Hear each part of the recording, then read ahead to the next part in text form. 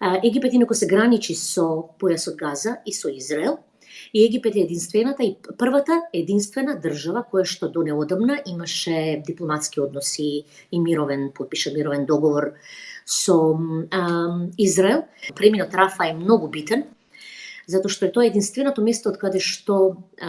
жителите, палестинците во појасот Газа може да добијат храна, гориво. Дури и денешните вести велат дека минатиот четврток, кога се отвори преминот Рафа, го викаат преминот Рафа или границата Рафа, 250 камиони беа влезени, меѓутоа вчера само 25 и неколку стотици палестинци само кои што имаат двоен пасош или се женети или венчани со луѓе од други држави можеа да влезат на египетската територија и најтешко болните и тие палестинци кои што беа ранети во бомбардирањата со многу тешки повреди, стотици беа превезени во неколку болници во Египет, меѓутоа повеќето ќе бидат префрлени со авион во Турција. Египетскиот председател Абдел Фатах Сиси беше дециден уште во втората недела од оваа војна, од овој конфликт, дека палестинци кои што ќе сакаат да пребегаат во Египет, иако Израел им рече имате два дена, имате или 24 часа или 48 часа да влезете во Египет, да влезете или да излезете било каде од појасот Газа.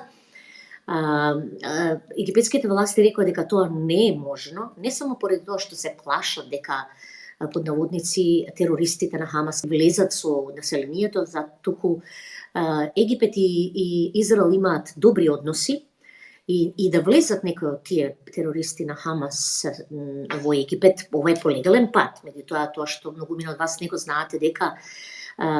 испод преминот Рафат се наоѓаат и стотици километри тунели направени од Хамас или од предходницата на Хамас, и тие тунели дури и египетската држава не може да ги пронајде и не може да ги уништи, затоа што кога се зборува за Египет и вклучувањето на Египет и останатите земји во оваа војна или овој конфликт, многу е битно да се знае дека организацијата Хамас е сестра на муслиманското братство, а муслиманското братство е непријател на Египет. И секако Египет би сакала да ги пронајде сите тие тунели, би сакала да го исчисти Синајскиот полуостров од добро направените тунели низ кои, замислете, може дури и тенкови и автобуси да се пренесат. Председателот Сиси е дециден. Ако палестинците преминат и преминат, значи на територијата на Египет, верувајте, Египет, пустината на Синајскиот полуостров е многу голема, сигурно има многу место, меѓутоа тоа не би бил добар потек затоа што да се случи некој напад од Синајскиот полуостров кон израелските територии, тогаш Египет би се вовлекол директно во овој проблем, а тоа никако Египет не сака да се го дозволи затоа што односите помеѓу Египет и Израел се економски и политички на доста високо ниво. Постоењето на Израел, тоа е најбитното нешто што арапските држави треба да го признаат и тогаш Израел не би мислам постапувал и не би се нити бранил, нити пак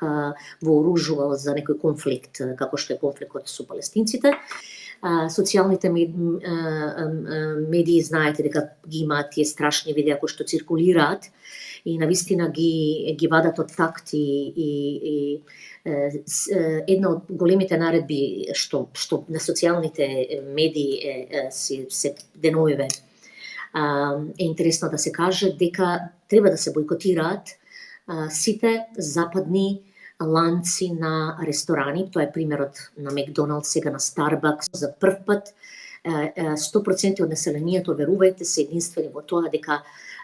нема да купуваат производи од странство, дека не влегуваат во Макдоналдс веќе, Старбакс. Тоа ви го кажувам затоа што навистина Старбакс и Макдоналдс се од најпознатите кафулиња каде што младите луѓе ги трошат своите пари, меѓутоа сите американски производи, сето тоа што е странско, значи не се употребува и не се користи.